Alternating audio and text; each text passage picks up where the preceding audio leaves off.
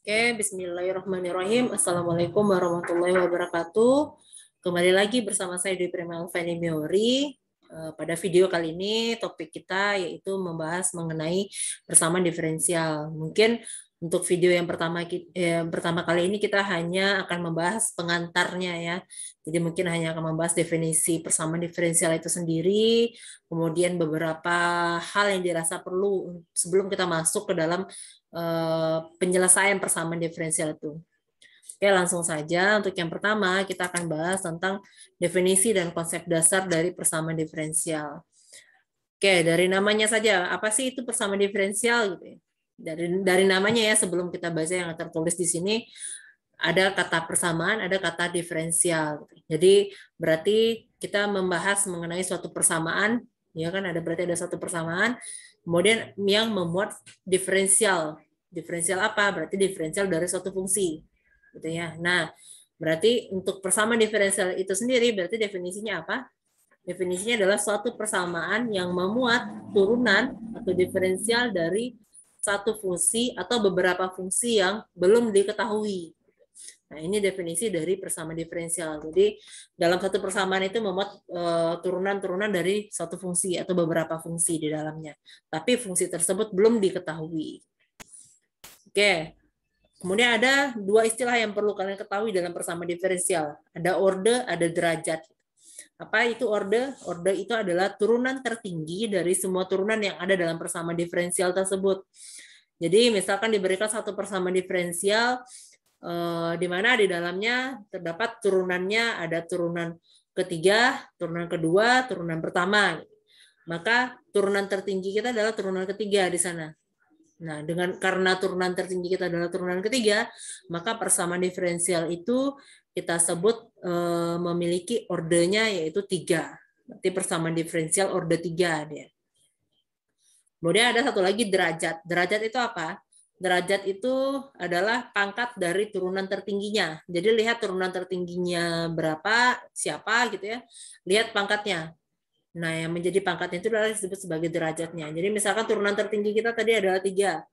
Pangkatnya sendiri adalah 1 gitu ya. Berarti dia hanya berpangkat 1, maka derajat kita adalah derajat 1. Mungkin untuk lebih pahamnya kita bahas ke contoh. Diberikan 3 buah persamaan diferensial di sini. Ada D pangkat 3Y, dx pangkat 3, dipangkatkan 2, tambah D kuadrat Y per dx kuadrat, dipangkatkan 5, ditambah Y per X kuadrat tambah 1 sama dengan eksponen X. Nah, dari sini kita punya ada 2 turunan ya. Yang pertama ada turunan ketiga, dan satu lagi ada turunan kedua. Berarti di sini turunan tertinggi kita adalah yang ketiga, turunan ketiga. Secara tidak langsung di sini persamaan diferensial kita memiliki orde 3. Nah, untuk derajatnya bagaimana? Derajat tadi adalah pangkat dari turunan tertinggi. Turunan tertinggi kita ini, lihat pangkatnya adalah 2.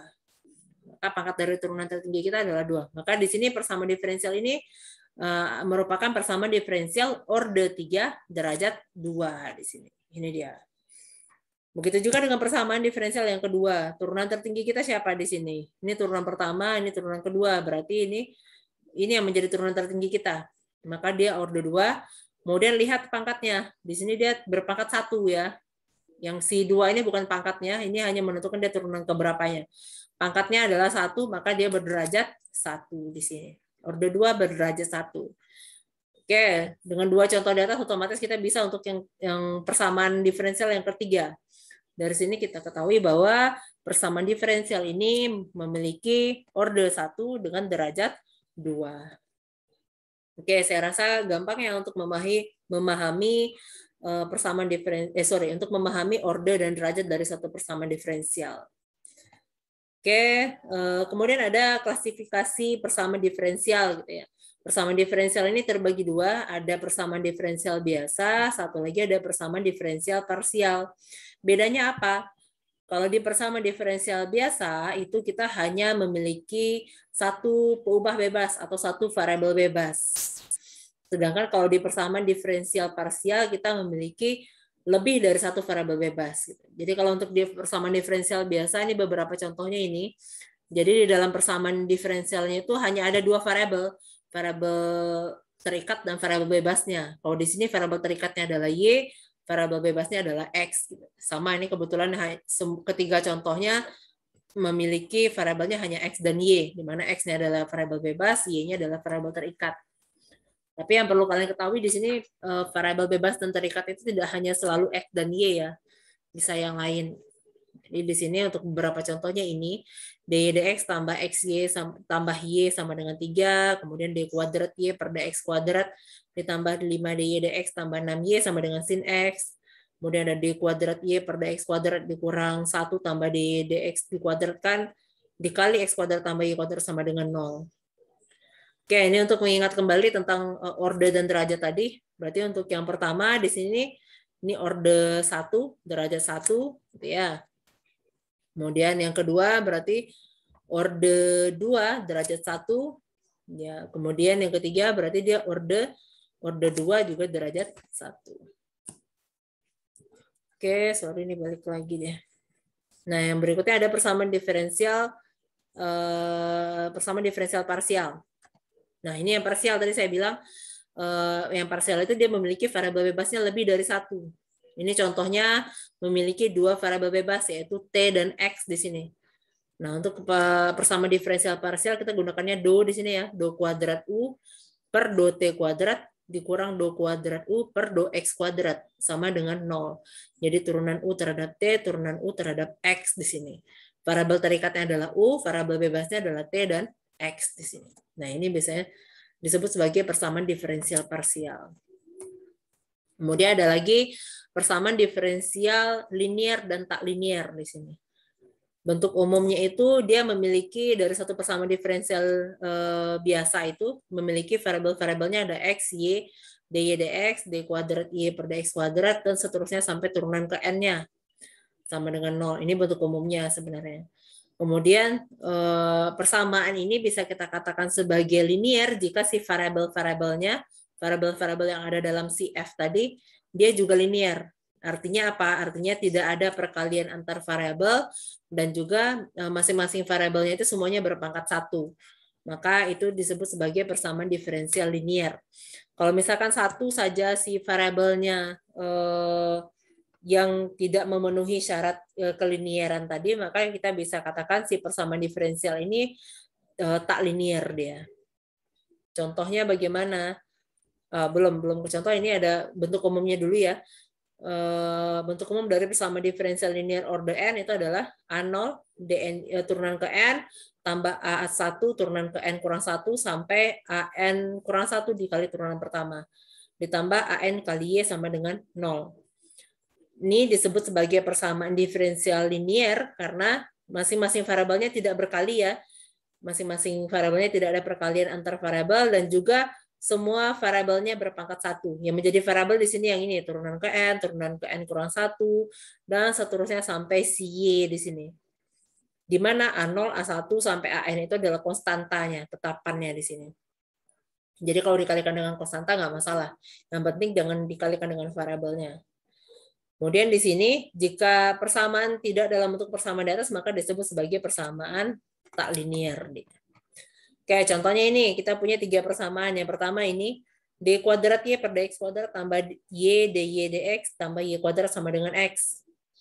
Nah, yang pertama ini kita sebut sebagai persamaan diferensial tak linier. Karena apa? Karena ada suku-suku ini, ada perkalian y dengan dy dx dan ada y kuadrat. Y-nya berpangkat lebih dari 1 ya. Maka dia disebut sebagai persamaan diferensial tak linier. Kemudian yang kedua ini disebut linier. Kenapa? Karena masing-masing variabelnya tidak ada perkalian. Kemudian juga tidak masing-masing variabelnya berpangkat 1 semuanya, tidak ada yang berpangkat lebih dari 1. Ya kan, d kuadrat y per dx kuadrat 4 dy dx y cos x. Kemudian yang ketiga di sini juga di sini dikatakan tak linier karena ada 5y kuadrat di sini. Ini yang membuat dia jadi tak linier. Oke, ini dia untuk persamaan diferensial linier dan tak linier. Ini mungkin untuk sebagai latihan gitu ya, untuk menentukan, membedakan yang mana persamaan diferensial parsial biasa, yang mana persamaan diferensial parsial. Kemudian yang kedua bisa kalian tentukan bahwa tentukan ordenya, kemudian Tentukan juga bahwa persamaan diferensialnya itu adalah linear atau tidak linear. Mungkin bisa ditambahkan juga, kalian tentukan di sini derajatnya juga. Jadi tentukan order, derajat, dan tentukan kelinearitasannya. Oke, lanjut. Yang kedua yaitu pembentukan persamaan diferensial. Jadi dari persamaan diferensial itu bisa muncul dari suatu perubahan gitu ya, perubahan satu besaran yang biasanya dinyatakan dalam suatu fungsi matematis. Jadi ada satu kasus tertentu tentang perubahan, kita modelkan dalam bentuk matematis. Nah, biasanya dalam bentuk persamaan diferensial dia bentuknya jadinya. Contoh-contoh persamaan diferensial yang sudah kita bahas sebelumnya itu bukan persamaan diferensial yang diekspresikan dari kasus tertentu ya. Maksudnya bukan berdasarkan kasus tentang perubahan tertentu yang kita nyatakan dalam bentuk persamaan diferensial, bukan. Karena kalau yang contoh-contoh sebelumnya itu memang persamaan diferensial secara matematis, tapi tidak ada latar belakangnya, tidak ada kasusnya. Tapi ada juga yang persamaan diferensial ini paling sering kita temukan di dunia nyatanya, di realnya, adalah bahwa ada kasus tertentu biasa tentang perubahan gitu ya. Nah, itu kita modelkan dalam bentuk persamaan matematik. Nah, biasanya dalam bentuk persamaan diferensial dari situ. Nah, contoh pembentukan persamaan diferensial di dunia real itu adalah persamaan diferensial yang terbentuk dari satu objek yang sedang bergerak. Ada beberapa contohnya, ini contoh-contoh sederhananya ya. Misalkan objek yang bergerak dengan karakteristik persamaan, ini dia d kuadrat y per dx kuadrat tambah 6dy dx tambah 2y sama dengan 3x, dengan x-nya itu adalah jarak, kemudian turunan keduanya itu adalah percepatan, turunan pertamanya itu adalah kecepatan. Ini contoh sederhananya. Kemudian ada lagi muatan listrik yang bergerak. Misalkan persamaannya dq dt tambah 8q sama dengan sin t, di mana Q-nya adalah muatan listrik, dq dt-nya adalah aliran arus listrik di sini. Ada satu lagi tentang rangkaian listrik ya, di rangkaian listrik yang memuat komponen RC di sini, misalkan diberikan rangkaiannya ini berdasarkan hukum Kirchhoff di sini, berarti tegangan sumber itu sama dengan jumlah tegangan resistor dan tegangan kapasitornya. VS sama dengan VR ditambah VC gitu ya, dengan VS ini adalah tegangan sumber, VR ini adalah tegangan resistor, VC ini adalah tegangan kapasitor di sini. Kemudian berdasarkan hukum Ohm, arus yang mengalir pada resistor diperoleh dengan ini dia. I itu sama dengan VS dikurang VC per R. Kemudian arus yang mengalir pada kapasitor itu adalah C dikali dVC per dt. Nah, karena arus yang mengalir pada kapasitor itu sama dengan arus yang mengalir pada resistor, maka kita bisa samakan si arus yang pada resistor dengan arus yang kapasitor. Berarti VS kurang VC per R itu sama dengan C dikali dVC per dt. Berarti sama dengan ini dia jadinya. Nah, dari persamaan yang ini bisa kita tulis dalam bentuk seperti ini. Ya kan? Berarti R kali C kali sini ya, R kali C dikali dVC per dt, kemudian VC-nya pindah, berarti dapat seperti ini. Ini kita balik ruasnya, jadi dapat RC dikali dVC per dt tambah VC itu sama dengan VS, diperoleh suatu persamaan diferensial gitu dari kasus si rangkaian listrik tadi. Ini dia contoh sederhananya. Kemudian selanjutnya kita akan bahas tentang solusi persamaan diferensial. Belum masuk ke dalam penentuan solusinya ya, tapi baru ke dalam pengantarnya, apa itu definisi dari solusi persamaan diferensial itu sendiri. Oke. Nah, definisinya adalah solusi dari persamaan diferensial itu adalah satu fungsi yang memenuhi persamaan diferensial yang dimaksudkan. Seperti yang saya sampaikan di awal tadi, definisi dari persamaan diferensial itu adalah turunan dari suatu fungsi yang belum diketahui. Nah, fungsi yang belum diketahui ini yang akan kita cari gitu ya.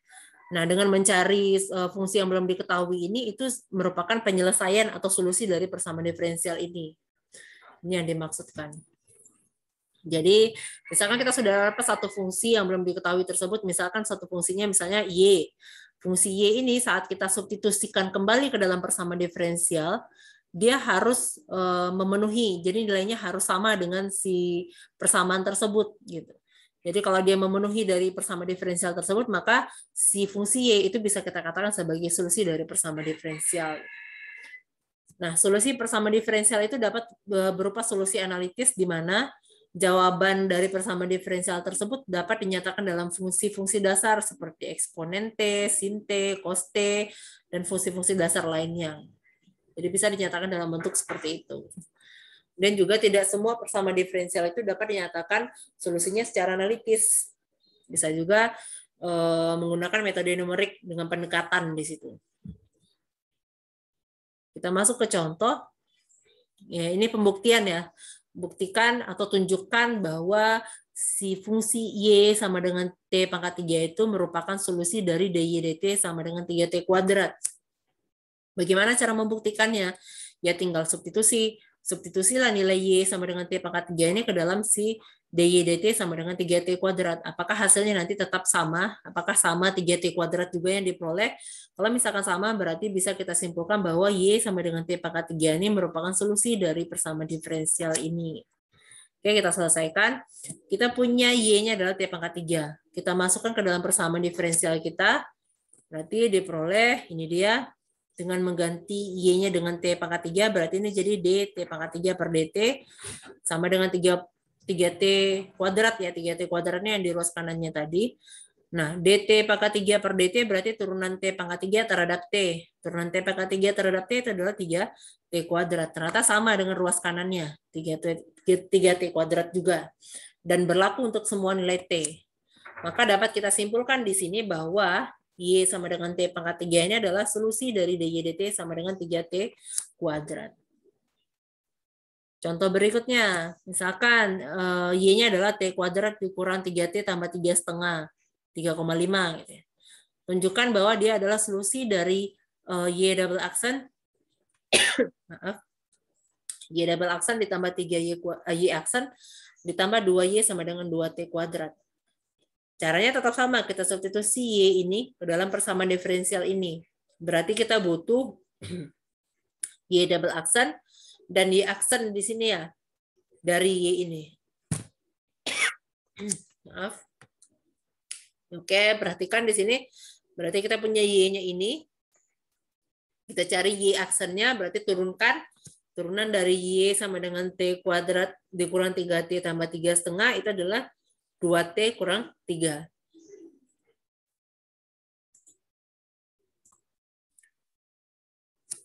Kemudian untuk y double aksennya, berarti kita turunkan lagi y aksennya 2t kurang 3 ini kita turunkan lagi, dapatlah y aksennya adalah y double aksennya adalah 2. Nah, ketiga persamaan ini kita substitusikan lagi ke dalam sini, maka kita peroleh ini dia. Kita peroleh si ini tadi. Berarti t kuadrat y double aksen berarti 2 ditambah 3 kali y aksen, 3 kali 2t kurang 2 t kurang 3 ditambah dengan 2 kali y. Ya kan 2 kali y berarti 2 dikali t kuadrat kurang 3t tambah 3,5 sama dengan 2t kuadrat. Selesaikan yang di ruas kiri ini.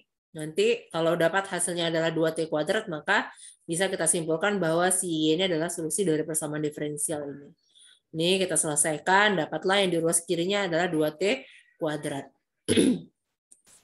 Maka di sini bisa kita simpulkan bahwa y sama dengan t kuadrat kurang 3t tambah 3,5 itu adalah solusi dari persamaan diferensial y double aksen tambah 3y aksen ditambah 2y sama dengan 2t kuadrat.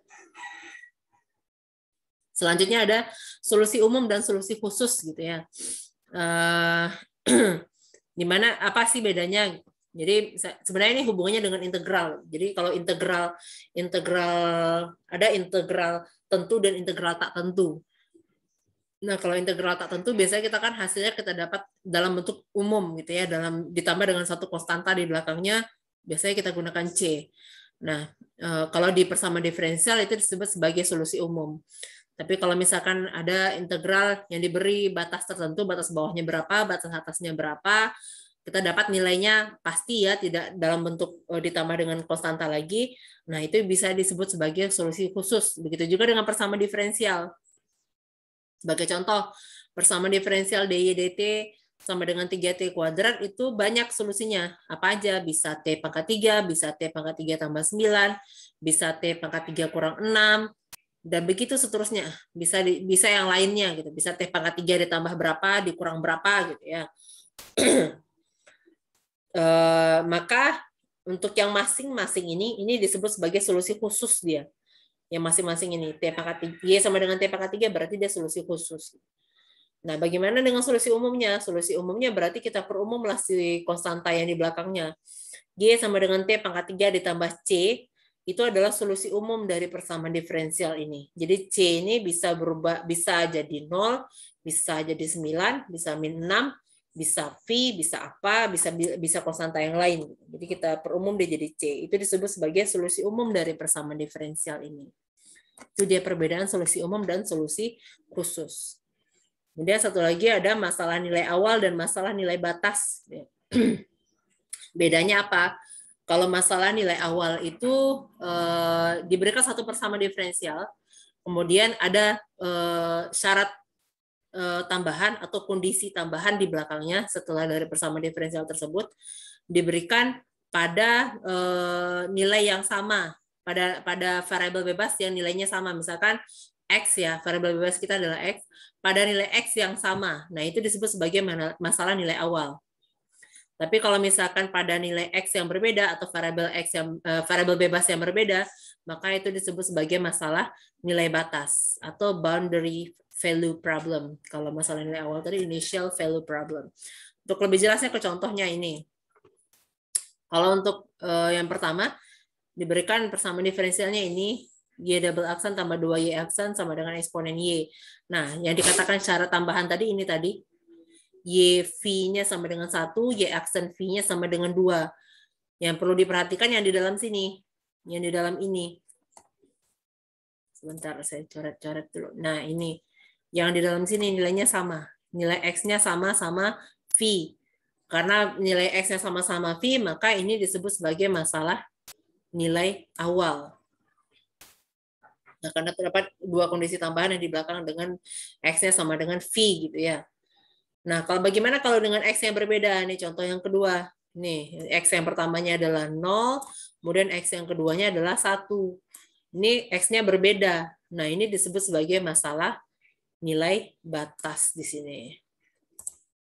Ini masalah nilai batas. Oke, itu perbedaan masalah nilai awal dan masalah nilai batas. Oke, next. Nah, ini untuk latihan juga untuk kalian untuk mengulang-ulang kembali pengantar dari persamaan diferensial tadi. Yang pertama adalah tunjukkan bahwa Y sama dengan 3 sin 2X ini merupakan solusi dari persamaan diferensial ini. Tadi udah ada beberapa contoh yang berkaitan dengan ini, mungkin bisa gampang lah itu ya untuk menyelesaikan yang pertama gitu ya.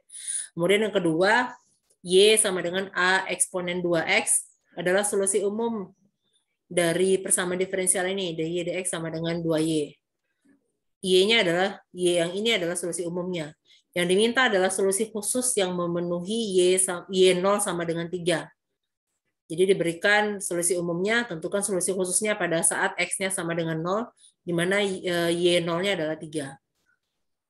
Kemudian contoh yang ketiga, ada dua syarat tambahannya. Hampir sama dengan soal yang nomor 2 tadi, cuma bedanya di sini adalah order 2, di sini berarti kita punya dua syarat tambahan. Persamaan diferensialnya ini, solusi umumnya adalah AX eksponen X tambah B eksponen X, maka tentukan solusi khususnya yang memenuhi syarat-syarat ini, Y0-nya sama dengan 0, Y dx 0-nya sama dengan 1. Oke, silakan dicoba untuk latihan kalian sendiri. Saya rasa cukup untuk pembahasan kita kali ini. Mungkin nanti untuk video selanjutnya kita akan membahas tentang persamaan diferensial orde 1. Oke, kalau misalkan ada yang masih kurang saya sampaikan, silakan tambahkan sarannya, kritik dan sarannya di kolom komentar. Saya cukupkan sampai di sini. Saya ucapkan terima kasih. Assalamualaikum warahmatullahi wabarakatuh.